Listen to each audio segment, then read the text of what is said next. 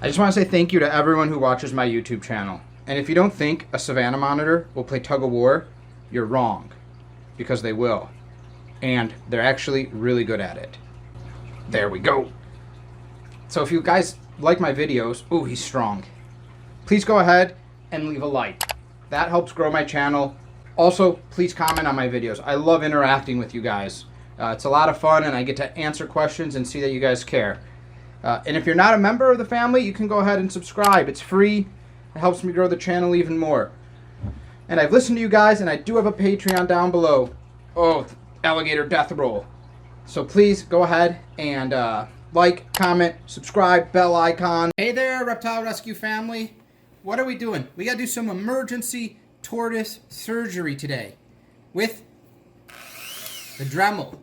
So, as you guys know, Tortellini is a rescue of mine. She's, 5 years oldish, around there. I don't know exactly because of the breeder. But I'm going to give you her quick backstory if you guys are new to the channel. When she was a baby, she was used as a dog chew toy. Not on purpose, but that's what happened. So the dog bit her by her back left leg. And that's done two things. One is, it actually caused her foot to be amputated. That's right, she's got a nub in here.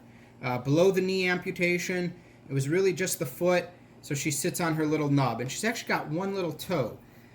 The nice thing is the vet was able to completely remove the dangling shredded meat foot, heal all of that up. And that healed, and all that will happen is when she's larger, we'll need to put a little booty on there. Could just be a little silicone boot, because there's going to be a lot of weight that gets put on that, and she doesn't have the fat pad underneath. The bigger problem, and the repeating problem, is what has happened to the shell. So you can see here, the shell is completely bit out and crushed in. That is where the dog bit. This does not cause her any pain, guys, for a couple reasons. One is a tortoise's shell has no pain receptors. Okay, guys? It does have nerve endings, so they can feel this, but they can't feel pain. There's no pain receptors. So that's not going to cause her any pain. The problem is, though, when her shell should look like this, and it should continue to grow down, and the tips of a sulcata shell, guys, they get very thin and actually very sharp, and almost like a razor blade type consistency on the end when they're small like this. So what's the problem? On the side here, that's still happening. But because the shell is bent inwards, that's happening going into her body. And all this over here is soft skin. It's normal skin. So we're going to have to use the Dremel to file it down to get rid of these sharp pieces. Why? Because one, they'll grow into her, but two, if you look at her leg, right in this area, you can see how it's worn down, almost like some chafing. That means there's some sharp edges on these. And when she tucks her knee in, every time it rubs against that sharp spot. So we have to get rid of that. We have to smooth that out. That way she doesn't hurt herself every time. Now, how are we going to do that? We have to flip this tortoise over. It's going to be the easiest way. And I've said this before, there is a safe way to flip large tortoises. You do not necessarily need to do this safe way with the smaller tortoises because you don't have to worry about their intestines. But I'm going to do it this way because I want to simulate. Pretend she was a full-size adult. She's over 100 pounds, or you've got another big tortoise. When you flip your tortoise, it's very important that when you flip them, when you roll them back over, you flip them the same way. Because when they're older, that's going to prevent their intestines from getting twisted. And that can happen a lot to flipped tortoises. The other thing you want to be careful for is her opening is right on the tip of the tail here where she could poop or pee on you. So sometimes tortoises, when they're flipped over, they get pissed. And they will, like a baby boy, any parents out there, if you ever change a baby boy, you kind of cover up his wee-wee because he could pee on you. She'll do that. So if I see her extend her tail, and start to open that opening, you want to put your thumb right on it, and that will close it, and she won't pee on you. Okay, so we're going to go to the wounded area. First of all, look at her foot. It's almost healed completely. Very little scab left in the bottom. And this has had really slow healing, guys, because she walks on it. And she has to walk on it. So how can you heal a scab quickly? You can't. So let's look at here on the brim where we have the problem with the shell. And there's something you want to be careful when dremeling. This leg is so strong. If I put my finger in there to feel around, she can pull this knee in on me. It's all muscle here, and really pinch my finger. It could break my finger. And it could cut my finger if it pushes it up against the tail or against the shell. So we have to be careful. But so we do want to be able to maneuver this excess skin. I like to tuck it all in and look. Okay, there's a couple things that are happening. If we look right here, we can see this is a rough edge and where the shell is kind of cracking a little bit, especially even right below it, right there. You see how that thin piece of the shell is already bent in, it's already cracked? So that was becoming a thin piece of shell on the outside, and she actually, by putting her knee in multiple times, rubbing against it, has cracked that down. That's okay. We do have to be careful of two things when we Dremel. We don't want to Dremel too deep and go in and expose the inner shell. We're just Dremeling the outside, the sharp side, and we don't want to cut her foot. So to do this, the Dremel bit I use, it's got a thinner tip on it.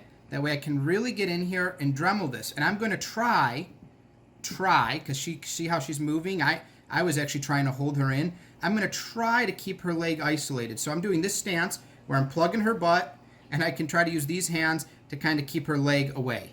I like to run the Dremel nice and low on about number 3, and we're going to go ahead and do this surgery.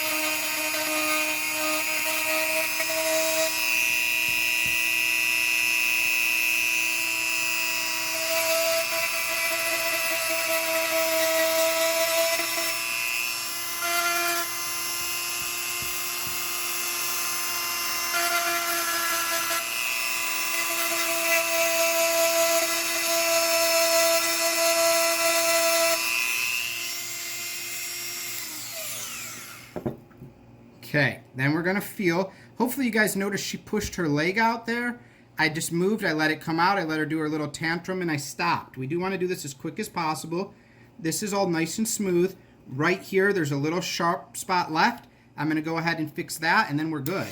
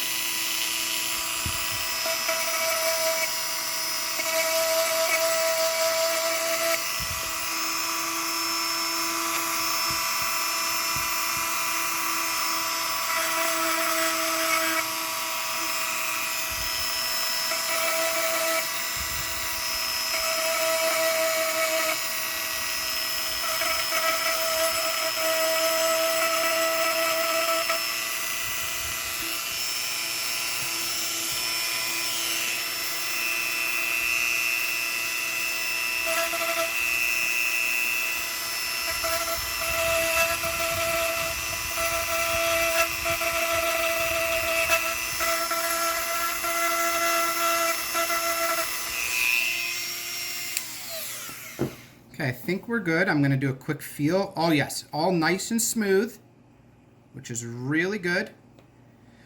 You saw I didn't try to hold her leg out. I just let her keep her leg in. I wanted to keep all this excess skin tucked in so there's no risk of hitting it with the Dremel and giving her a big cut. Now we're going to go ahead and I'll rotate her so her head will be towards us, but I'm going to flip her back the exact same way. Oh, and she's peeing. That's all right. See, this is important because she could have peed on me, but thankfully she didn't. But see how she can do that and it can just fire out? So she was just mad, which is fine. That's what happens. I mean, she was upside down. She's pissed. Thankfully, it just happened there. God, she's so mad. Which is not a big deal. We can just wipe it all down. I'm going to go ahead and cover it so she doesn't poop on us. Now, there's something I want to talk about the tortoise's shell real quick with you guys. This shell is a living shell. It's part of the tortoise's body.